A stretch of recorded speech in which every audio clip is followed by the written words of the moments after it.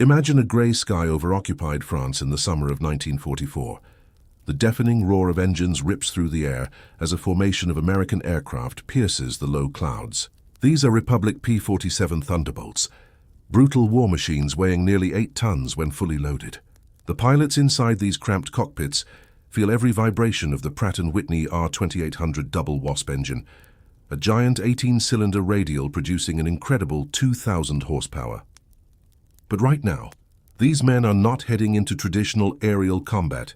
They're about to become something completely different, something no one had imagined when these aircraft were designed. They are becoming tank hunters.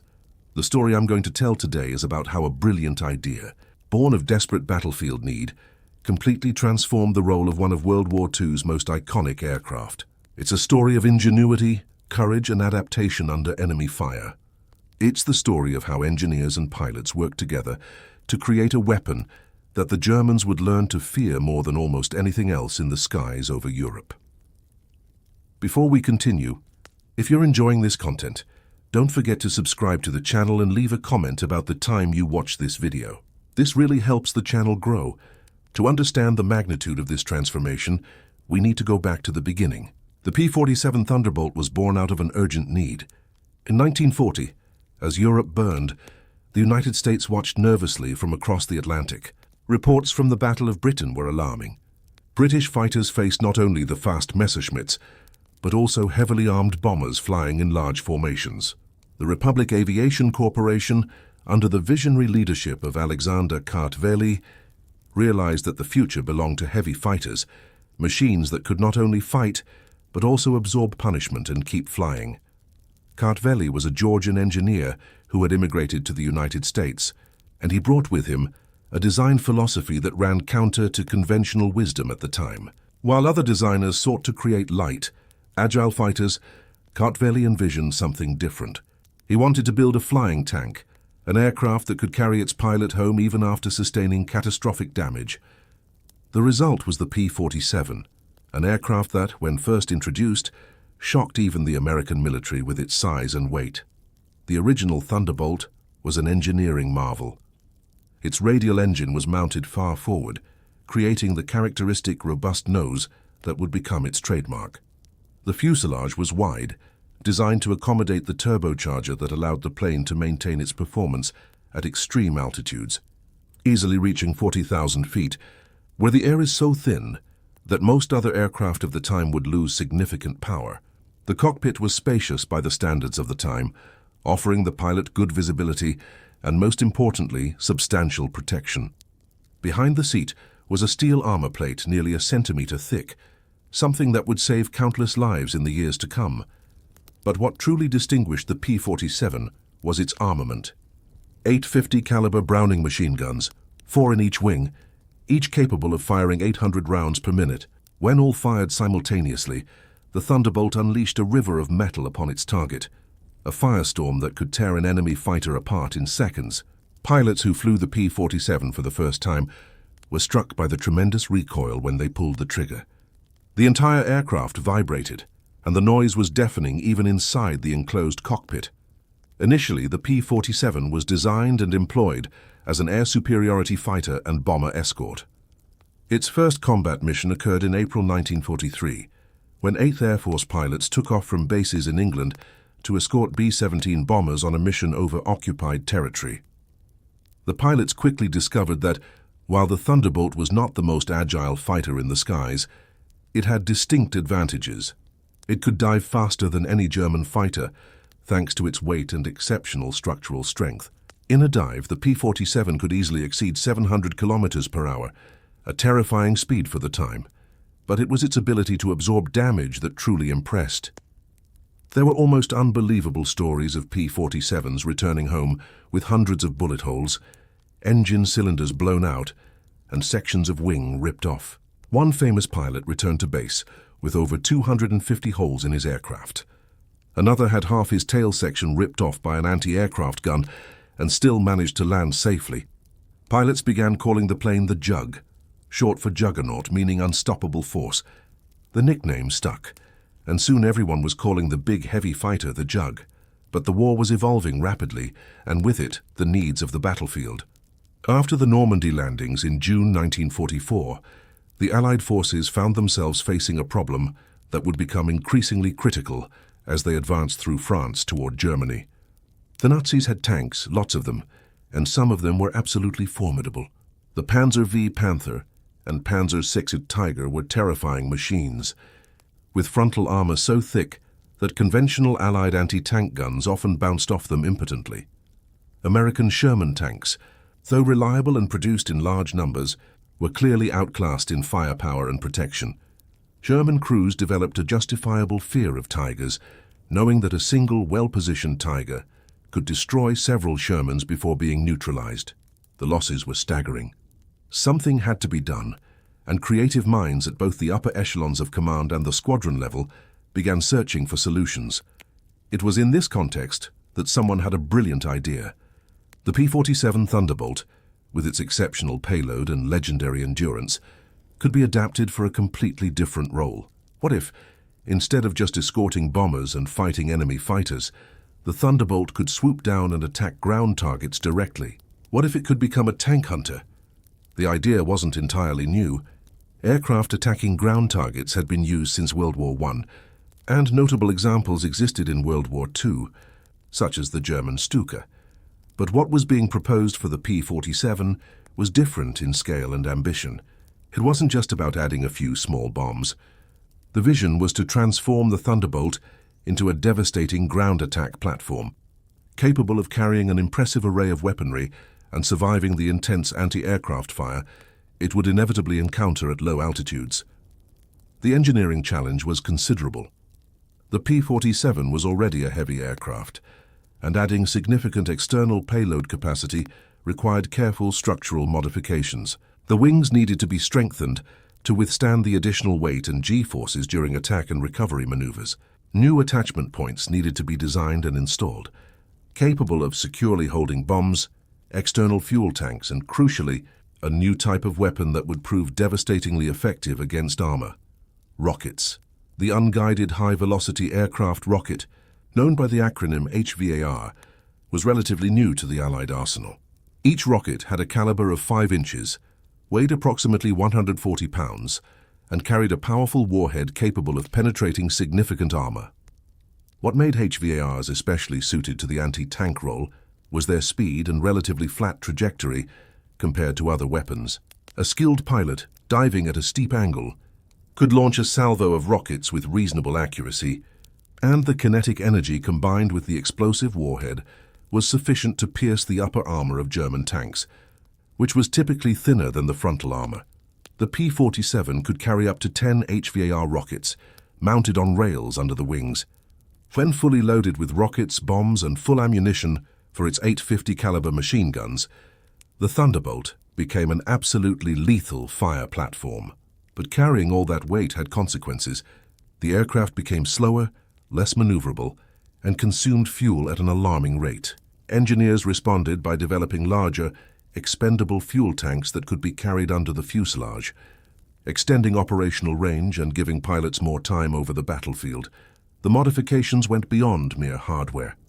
Pilots needed to be retrained for a completely different kind of combat. Fighting enemy fighters at altitude requires a unique skill set, a kind of three-dimensional thinking where you're constantly aware of your energy, relative position, and tactical opportunities. Attacking ground targets at low altitude requires something different, a combination of raw courage, navigational precision, and the ability to make split-second decisions while flying at 250 miles per hour, just 50 meters above the ground, with anti-aircraft artillery trying to shoot you down every second. The first pilots selected for training in these new ground attack tactics were seasoned veterans, men who had already proven their courage and skill in aerial combat. They trained intensively, practicing attack dives on simulated targets, learning to judge distances, synchronize rocket and machine gun fire, and maneuver violently after the attack to avoid defensive fire. It was dangerous even in training. Several pilots died in accidents during this training period, their aircraft crashing into the ground during attack dives or disintegrating under the extreme G-forces of overly aggressive maneuvers. But those who mastered the techniques became something new in aerial warfare. They were no longer just fighter pilots. They were close air support specialists, capable of operating in the most dangerous environment possible, where a split-second error in judgment or a deviation of a few meters could mean the difference between life and death. The IT P-47's first operational missions in its new tank hunting role occurred in the summer and fall of 1944, during the Allied advance through France, after the German lines broke through in Normandy. The results were, from the outset, impressive and terrifying. Formations of Thunderbolts, typically operating in groups of 4 to 8 aircraft, scoured the roads and fields of occupied France, searching for German armored columns. Once they found a target, the formation leader would coordinate the attack. Typically, they would enter a high orbit, assessing the ground situation, identifying the most valuable targets, and planning their attack and escape routes. German anti-aircraft artillery was always a concern. The Germans were masters of anti-aircraft defense, and their weapons were lethal. The 20mm cannon and the dreaded 80 mm could turn a P-47 into a fireball in an instant. The typical attack began with a steep dive, the pilot pushing forward on the stick, feeling his stomach heave as the aircraft pointed its nose toward the earth. Speed increased rapidly, the wind howling around the cockpit, the altimeter spinning backward in a blur. At 600 meters, the pilot aligned the sights with the target, his finger hovering over the rocket firing buttons. At 400 meters, he pressed them, feeling the rockets leave their tracks in rapid succession, their white smoke trails drawing lines in the air. The rockets took only seconds to cover the distance. And then came the explosions, orange and red blooms of fire as the warheads detonated against or near the tanks. Even a close hit could damage a tank's tracks or external components. A direct hit could penetrate the upper armor, detonating the ammunition stored inside and turning the tank into a funeral pyre for its crew.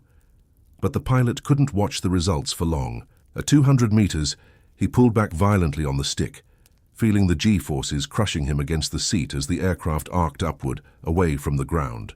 This was the most vulnerable moment, when the aircraft was slowest and on a predictable trajectory. German anti-aircraft gunners were trained to fire at precisely these moments, the sky around them filled with black artillery explosions, shrapnel whizzing through the air. If the pilot survived the dive recovery, he would climb again, gaining altitude and speed before possibly making another pass. Or if the anti-aircraft defenses were too intense, he would quickly pull away, flying low and fast, using the terrain for cover, zigzagging to avoid becoming an easy target. The effectiveness statistics of these attacks are impressive. Between June 1944 and May 1945, P-47s in the European theater claimed the destruction of over 6,000 enemy armored vehicles, including tanks, troop carriers, and self-propelled guns.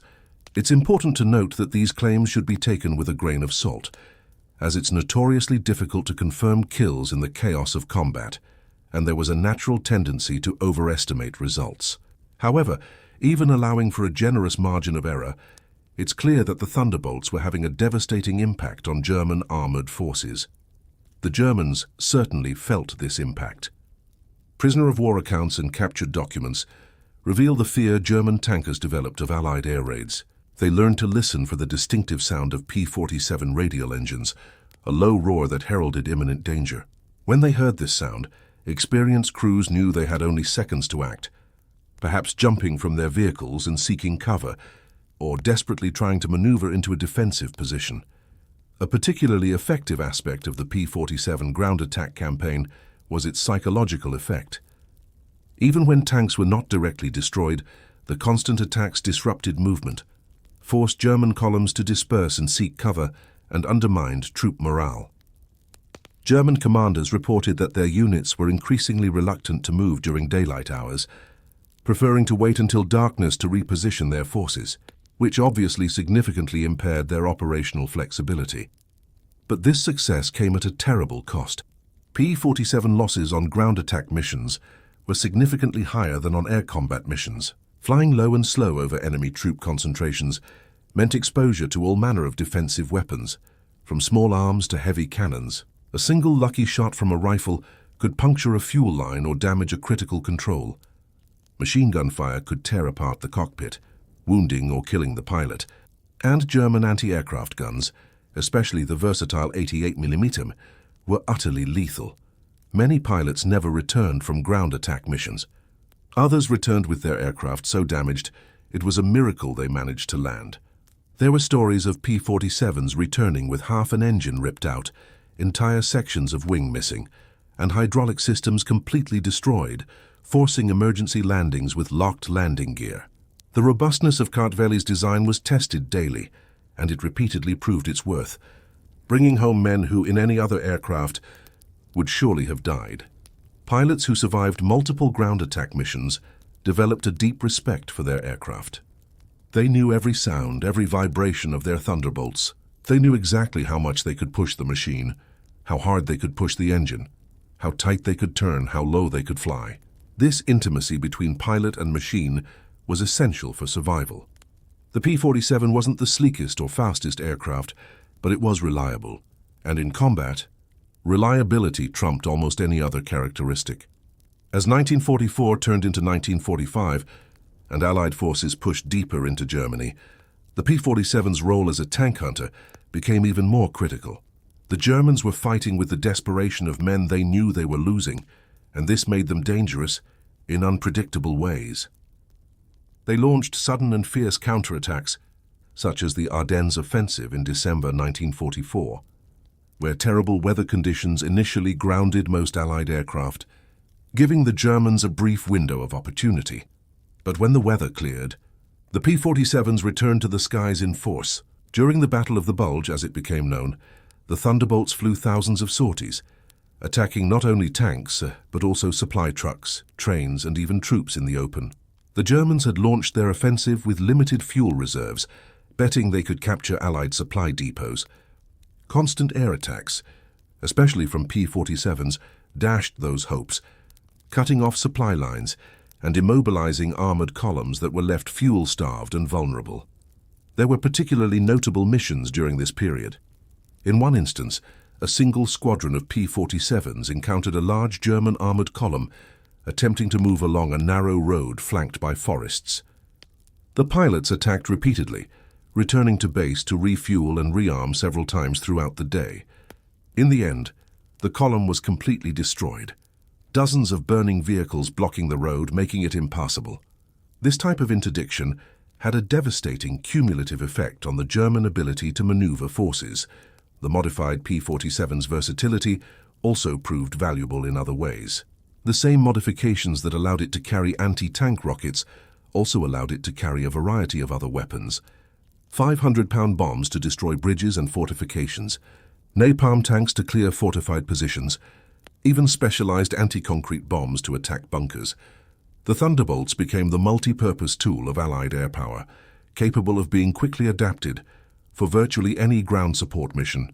Engineers continued to refine the modifications throughout the war. Later versions of the P-47, particularly the D model with its bubble-shaped canopy that provided greatly improved visibility, incorporated the lessons learned in combat. Weapon attachment points were further strengthened. Additional armor was added in critical areas. The electrical system was improved to better handle the power requirements of the new weapons. There were also tactical innovations. Pilots developed new attack techniques, such as the skip bombing method, in which a bomb was dropped in extremely low-level flight, bouncing off the ground before hitting the target. This was particularly effective against structures like bridges, where the bomb could bounce under the structure before exploding. It was incredibly dangerous, requiring the pilot to fly at only 15 or 20 meters of altitude at maximum speed, but when executed correctly, it was devastatingly effective. Another tactical development was the coordinated use of multiple aircraft attacking from different directions simultaneously. This divided enemy anti-aircraft defenses, forcing gunners to select targets and reducing the effectiveness of their fire. A well-trained squadron could coordinate complex attacks in which some P-47s would act as anti-aircraft suppressors, attacking identified gun positions, while others attacked primary targets such as tanks or bridges. Intelligence also played a crucial role. Photographic reconnaissance identified potential targets, and this information was quickly relayed to ground attack squadrons. Forward air controllers operating near the front lines could communicate directly with aircraft in the air, directing them to targets of opportunity and helping coordinate strikes with ground forces. This integration of air and ground power was revolutionary for its time and set precedents that still influence modern military doctrine.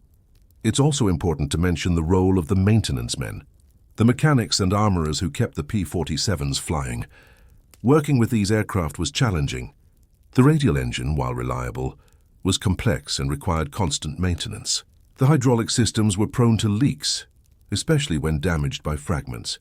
The armament required careful adjustment and calibration. These men worked in all weather conditions, often on makeshift airfields with limited resources, performing daily miracles of engineering and dedication. They worked through the night to ensure aircraft were ready for morning missions. They patched bullet holes, replaced damaged panels, and swapped out entire engines when necessary. They loaded ammunition and bombs, physically grueling and dangerous work, especially when done under time pressure. These men rarely received public recognition, but the pilots knew their lives depended on the skill and dedication of these ground crews. As the war in Europe drew to a close in the spring of 1945, P-47s continued to operate until the final days. They supported the crossing of the Rhine, the final dash across Germany, and the liberation of the concentration camps. The pilots flew mission after mission, exhausted but determined, knowing that each successful attack meant less resistance for the ground troops, fewer Allied lives lost. When Germany finally surrendered in May 1945, the P-47 Thunderbolt had set an impressive record. It had flown over 546,000 combat sorties in the European theater. It had destroyed over 7,000 enemy aircraft, most in air-to-air combat, but a significant number on the ground during strafing attacks. It had claimed the destruction of thousands of ground vehicles, including those 6,000 armored vehicles I mentioned earlier.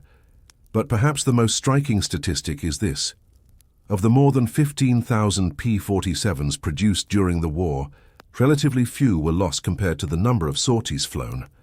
The survival rate of P-47 pilots was remarkably high, a testament to the robustness of the aircraft's design. Alexander Kartveli had achieved what he set out to do. He had created an aircraft that brought his pilots home. The legacy of the P-47's modification to the tank hunting role goes far beyond its kill statistics. It represented a fundamental shift in thinking about air power. Before the war, most air power theorists focused on strategic bombing and air superiority. The idea of using high-performance aircraft as close air support weapons was relatively underdeveloped. The P-47's success in this role demonstrated conclusively that air power could directly influence the ground battlefield in profound ways. This lesson influenced post-war aircraft development. The concept of a dedicated ground attack aircraft flourished, leading to iconic designs like the A-10 Thunderbolt II, which was deliberately named after the P-47 and designed specifically for the anti-tank role. The close air support doctrine developed during World War II, largely through experience with P-47s, remains fundamental to modern air forces. The history of the P-47 also teaches us something about innovation and adaptation. The aircraft was not originally designed to be a tank hunter, but when the need arose, engineers and pilots worked together to adapt it to this new role. This required creativity, the courage to try something new, and a willingness to learn from mistakes. Many early attempts at ground attack tactics were unsuccessful, resulting in unnecessary losses. But lessons were learned, procedures were refined, and eventually a new form of combat was mastered. There's also a human dimension to this story that shouldn't be forgotten. Behind every sortie, every successful attack, every tank destroyed, there was a man sitting in that cockpit. A man who was afraid, who felt the weight of responsibility, who thought about his family back home, who worried about whether he would return from the next mission. These pilots displayed extraordinary courage, repeatedly flying into situations of extreme danger, knowing that each mission could be his last. Many of them were young, barely out of their teens, but forced to mature quickly under fire. They formed deep bonds with their squad mates, friendships forged in the heat of combat. And when one of them didn't return, when a chair in the mess hall remained empty, the pain was real and deep. Yet they continued, mission after mission, because they believed they were fighting for something bigger than themselves. Beyond these stories of Allied heroism and sacrifice, it's important to remember that there were also human beings in the machines being destroyed. The German tankers were, in most cases, young men like the Allied pilots, sent to fight in a war they didn't start. Many of them died in terror, burned alive inside their vehicles when a rocket pierced the armor and ignited the fuel or ammunition. War is a tragedy for everyone involved, regardless of the uniform they wear. Reflecting on this story more than 80 years later, we can draw several relevant lessons. First, the importance of adaptability. In any endeavor, whether military, business, or personal, the ability to adapt to changing circumstances is crucial. The P-47 succeeded not only because it was a good aircraft, but because those who operated it were willing to reimagine it and find new uses for its capabilities. Second, on the importance of solid engineering. Kartveli built the P-47 with generous safety margins, making it heavier and perhaps less elegant than it could have been, but these decisions saved countless lives. In a world where we're often tempted to cut costs and optimize to the limit, there's value in building things that are robust, that can absorb the unexpected and keep working.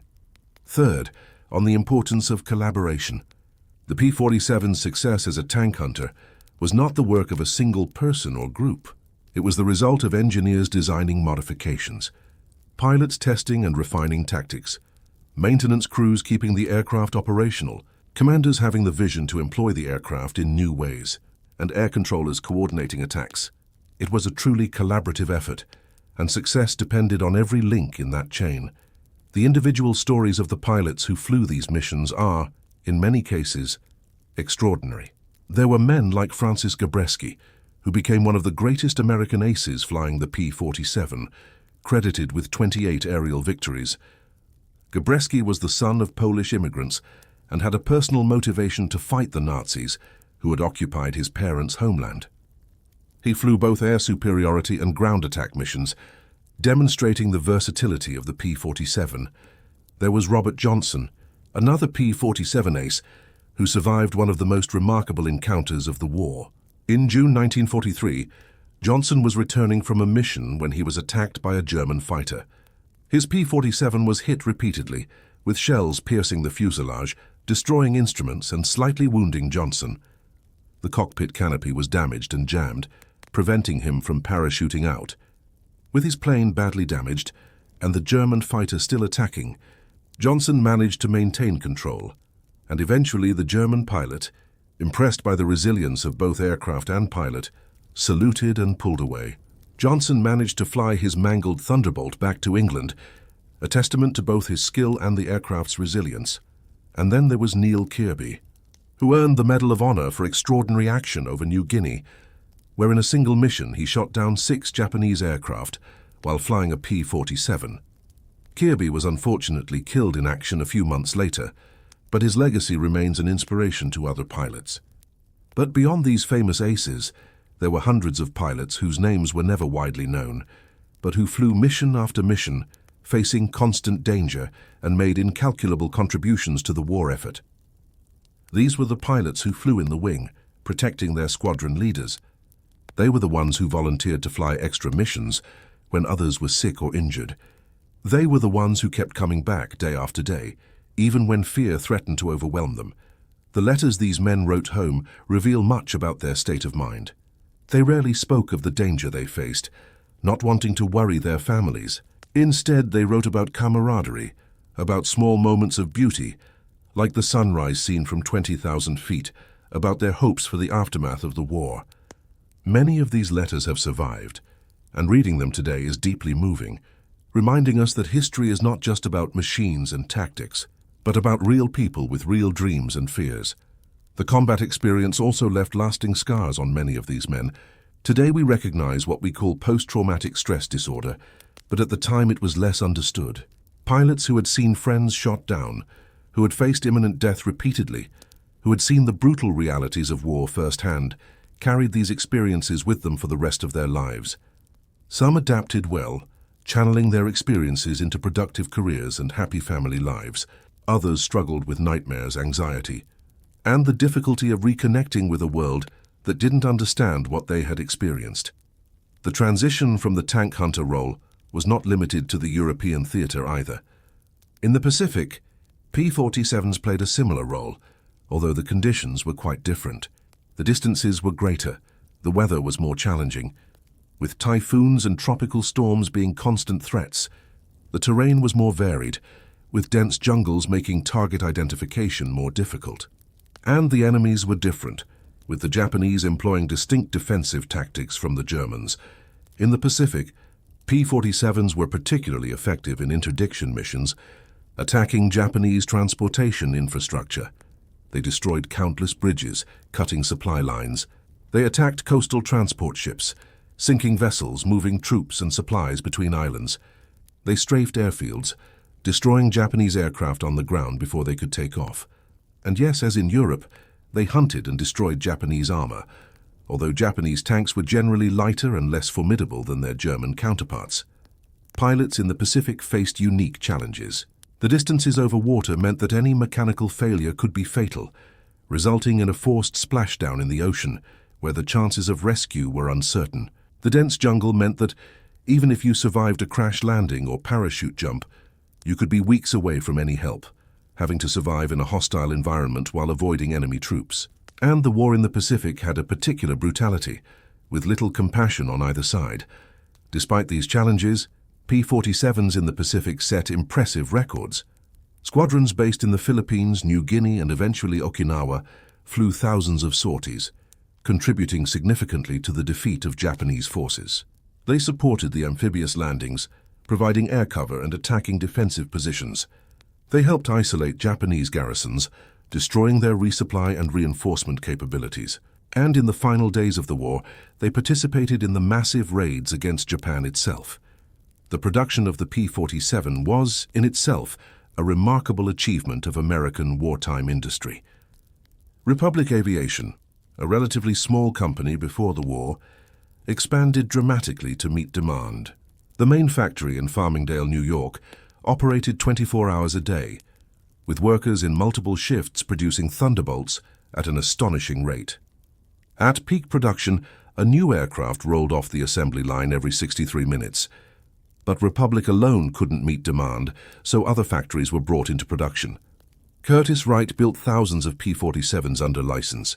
The workforce at these factories was remarkable, including large numbers of women who entered the aircraft industry for the first time, filling roles previously considered exclusively male.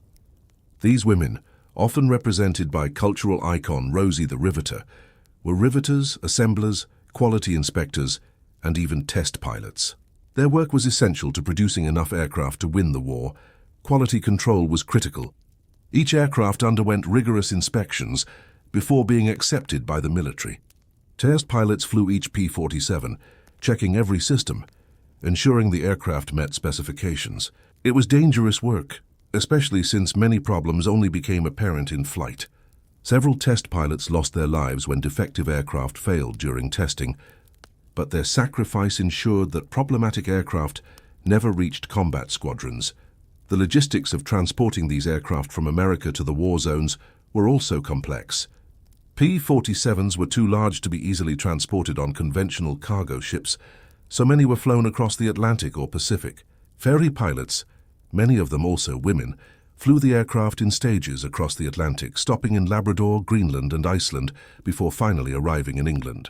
It was challenging flying over icy water, with precise navigation essential, as a mistake could mean running out of fuel over the ocean. In the Pacific, aircraft were often partially disassembled and transported by ship, then reassembled at forward bases. Maintenance crews became skilled at quickly assembling P-47s, working under primitive conditions, often in intense tropical heat, with mosquitoes and other pests a constant annoyance. The technical evolution of the P-47 during the war also deserves attention. The aircraft underwent multiple variants, each incorporating improvements based on combat experience. The P-47D, which became the most widely produced variant, included the bubble-shaped canopy I mentioned earlier, providing much superior visibility. This was particularly valuable in air-to-air combat, where seeing the enemy before they were seen could mean the difference between victory and defeat. But it was also useful in ground attack, allowing pilots to more easily spot anti-aircraft threats. Later versions had more powerful engines, with some models producing over 2,300 horsepower. This improved both speed and rate of climb, valuable characteristics in any type of combat. Armament also evolved, with some experimental variants testing 20mm cannons instead of 50 caliber machine guns, though most pilots preferred machine guns for their reliability and the amount of ammunition they could carry. There was also experimentation with specialized versions. The P-47M was developed specifically to intercept the new German jet aircraft and the V-1 flying bombs that were terrorizing London. It was faster than the standard versions, capable of reaching over 760 kilometers per hour in level flight. The P-47N was developed for the Pacific, with larger internal fuel tanks and redesigned wings for greater range, specifically for the long escort missions that would be necessary when bombers began attacking Japan from distant bases. The Allied contribution to the P-47's history should also not be overlooked. The Brazilian Air Force operated P-47s during the war, with the 1st Fighter Aviation Group fighting in Italy as part of the Brazilian Expeditionary Force. Brazilian pilots flew hundreds of combat missions, primarily ground attack, and established an admirable record. They were the first and only Latin American Air Force to fight in World War II, and they did so with distinction, earning the respect of both their allies and enemies. The Free French also operated P-47s, as did the Soviet Union, which received hundreds of them through the Lend-Lease program. Soviet pilots had mixed opinions of the Thunderbolt. They appreciated its endurance and firepower, but felt it was too heavy and less maneuverable than the fighters they were accustomed to flying. Nevertheless, many Soviet squadrons employed P-47s effectively, particularly in ground attack missions against German forces on the Eastern Front. After the war, many P-47s remained in service. Several air forces around the world operated Thunderbolts post-war, including countries such as Peru, Turkey, Iran, and Italy. Some remained in service until the late 1950s, a testament to the design's durability. In Central and South America, P-47s participated in several minor conflicts and were used for training for years. Many of the surplus P-47s were scrapped after the war. Their aluminum airframes melted down for other uses. It's a sad irony that so many of these historic aircraft were destroyed simply because they were no longer needed, and the metal had value. Today, only a few dozen P-47s exist worldwide, most in museums, with only a few still in flying condition. These surviving aircraft are treasures, tangible links to a crucial era in history. Watching a P-47 fly today is a thrilling experience. The roar of that radial engine is unmistakable, a sound of raw power that makes you immediately understand why the Germans learned to fear it. When you see the aircraft make a low pass, it's easy to imagine what it must have been like to be on the ground, as formations of these machines passed overhead, heading in for the attack. And when you think of the young men who flew these aircraft in combat, it's impossible not to feel a deep sense of admiration and gratitude. The modification of the P-47 to the tank hunter role represents a fascinating moment in the history of military technology and human innovation. It demonstrates how, under the intense pressure of war, creative solutions can quickly emerge. It shows the value of building robust systems that can be adapted for new uses. And it reminds us that technology, however impressive, is always secondary to the people who operate it. The pilots, engineers, mechanics, and mission planners all contributed to transforming the P-47 into a devastatingly effective weapon against Axis armor. Their collective work had a measurable impact on the course of the war, shortening the conflict and saving lives by weakening the offensive and defensive capabilities of the German forces. But beyond the statistics and combat records, there's a deeper human dimension to this story.